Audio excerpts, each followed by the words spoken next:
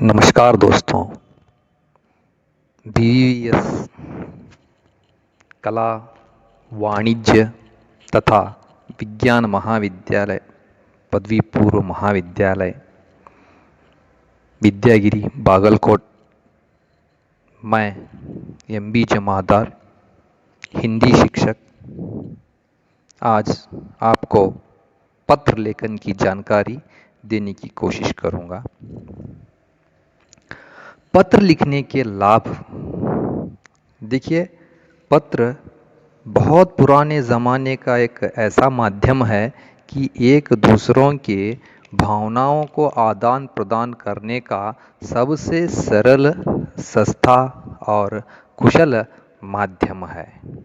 तो पत्र के प्रकार कौन से हैं, इसके बारे में देखेंगे तो पत्र के मुख्य रूप से दो प्रकार हम कह सकते हैं। एक औपचारिक पत्र, दूसरा अनौपचारिक पत्र।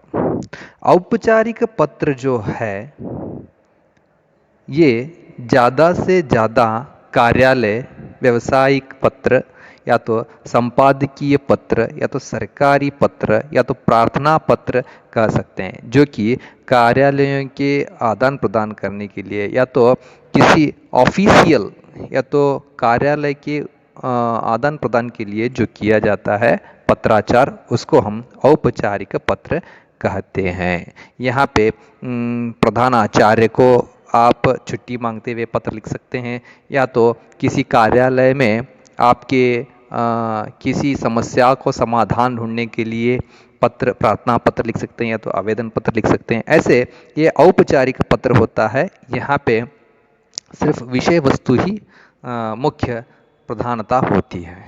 अब अनौपचारिक पत्र के बारे में देखेंगे तो अनौपचारिक पत्र जो है वैयक्तिक पत्र कहलाता है। जैसे माता पिता को, मित्र को, बड़े भाई बहन को लिखे जाने वाले पत्र को अनौपचारिक पत्र कहते हैं। तो हम पहले औपचारिक पत्र के बारे में जानकारी हासिल करेंगे।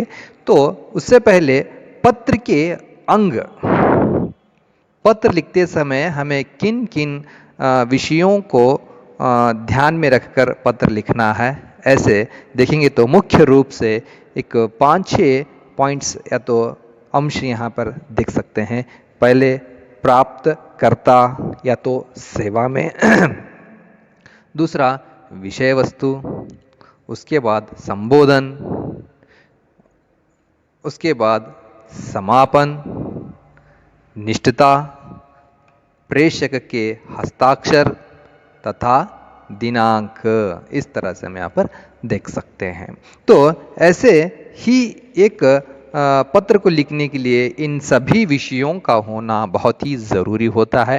तो ऐसे पत्र को हम देखेंगे कि आपके वर्कबुक में दिया गया एक पत्र है, जो कि मैं आज आपके सामने यहाँ पर दिखाऊंगा। चरित्र प्रमाण पत्र प्राप्त करने हेतु अपने महाविद्यालय के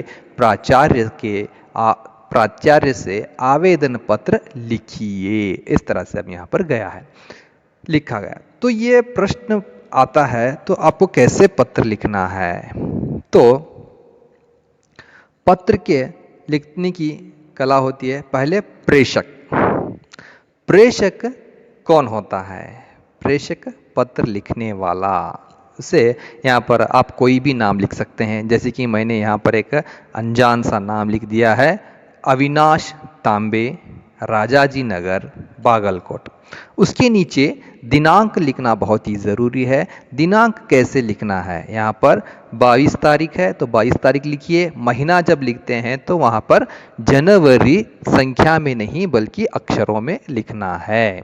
तो 22 जनवरी 2020 इस तरह से यहाँ पर लिखना है। 2020 संख्या में लिखिए, तारीख जो है संख्या में लिखिए, लेकिन महीना जब लिखते हैं तो उसको हमें क्या लिखना है?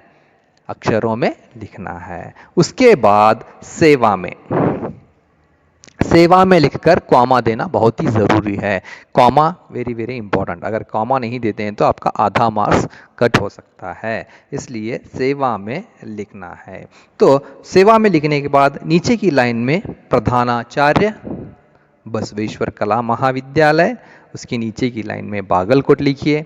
तो ये आप किसे पत्र लिख रहे हैं ये पता चलता है। उसके नीचे की लाइन से विषय लिखिए। विषय क्या है आपको ऊपर बताया गया है कि चरित्र प्रमाण पत्र प्राप्त हेतु, इतना लिखेंगे तो काफ़ी है विषय में।